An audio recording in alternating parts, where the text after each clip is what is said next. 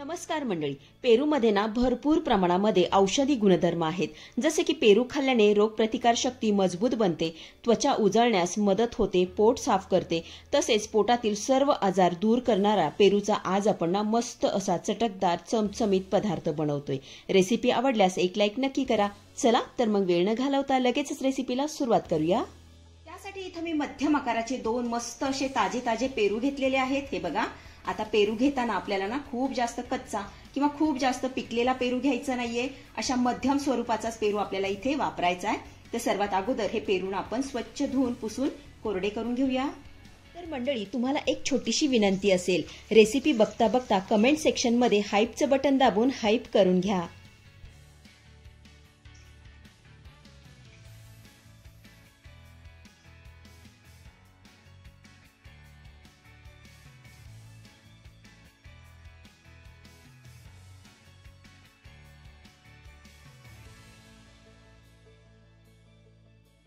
तर इथे पेरू मी स्वच्छ धुवून पुसून कोरडे करून घेतलेले आहेत. आपण आता हे पेरू चिरून घेऊया.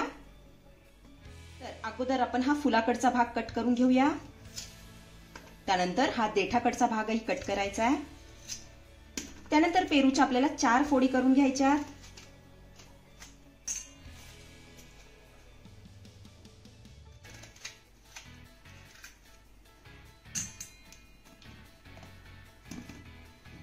अशाच पद्धतीने दुसराही पेरू मी कट करून घेतेय.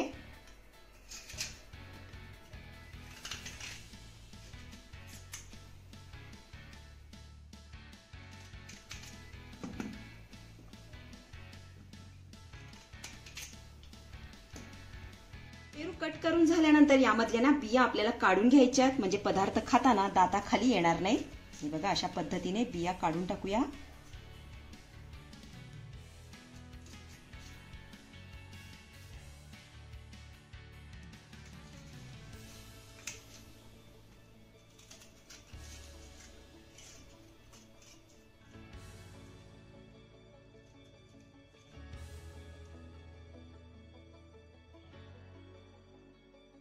तर इथे तुम्ही बघू शकताय, पेरू मधल्या मी सगळ्या बिया काढून घेतलेल्या आहेत. हे बघा, आता ह्या पेरूचे ना आपल्याला बारीक तुकडे करून घ्यायचे.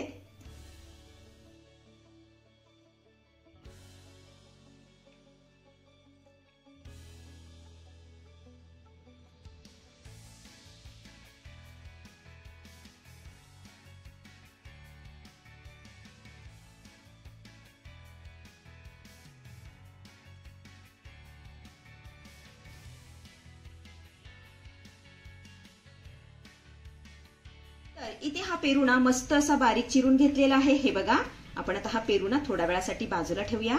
त्यानंतर गॅसवरती मी लोखंडी कढई ठेवलेली आहे. आता यामध्ये घालूया 1 ते 1.5 चमचा तेल. तेल आपलं चांगलं गरम झालं की यामध्ये घालूया अर्धा चमचा मोहरी, सोबतच अर्धा चमचा जिरे यामध्ये घालायचंय. त्यानंतर 5 ते 6 ठेचलेल्या लसूण पाकळ्या यामध्ये घालूया. त्यानंतर एक बारीक चिरलेली हिरवी मिरची यामध्ये घालायची आहे. त्यानंतर ही फोडणी आपण एकदा मिक्स करून घेऊया. इथे आपली फोडणी चांगली मिक्स करून झाली की यामध्ये आपल्याला एक बारीक चिरलेला टोमॅटो घालायचा आहे. आता हा टोमॅटो ना आपल्याला चांगला मऊसूद होईपर्यंत परतून घ्यायचा आहे.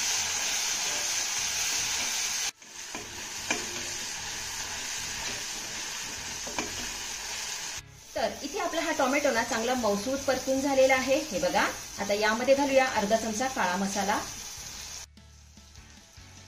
त्यानंतर पाव चमचा हळद घालूया, अर्धा चमचा धनेपूड, त्यानंतर पाव चमचा गरम मसाला यामध्ये घालायचा आहे. आता हे घातलेले सगळे मसाले आपल्याला 1 मिनिटभर चांगले परतून घ्यायचे.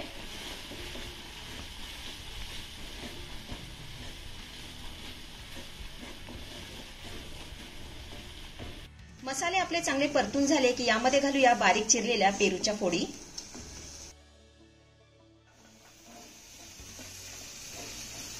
आता ह्या घातलेल्या पेरूच्या फोडीना चांगल्या मिक्स करून घ्यायच्या.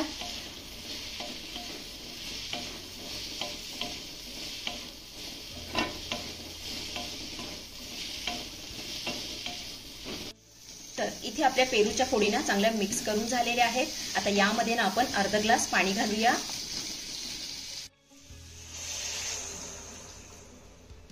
त्यानंतर चवीपुरतं यामध्ये मीठ घालूया। त्यानंतर 1 चमचाभर साखर यामध्ये घालायची आहे। त्यानंतर हे सर्व साहित्य चांगलं मिक्स करून घ्यायचं आहे।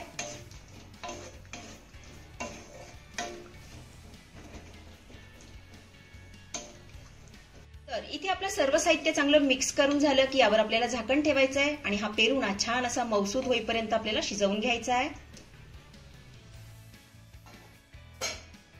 साधारण 7 ते 8 मिनिटांनंतर यावरचं आपण झाकण काढूया। एकदा ही भाजी ना तळापासून आपल्याला चांगली हलवून घ्यायची आहे।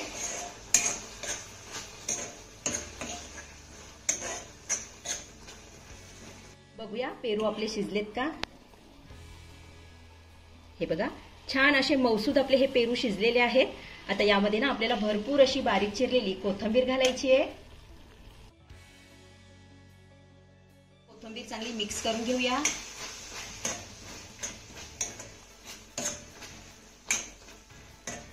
तर इथे आपल्या औषधी गुणधर्म असलेल्या पेरूची चटपटीत अशी भाजी बनवून तयार झालेली आहे। चवीला एकच नंबर लागते। अतिशय साधी आणि सोपी रेसिपी आहे, नक्की करून बघा। आपण आता ही भाजी काढून घेऊया।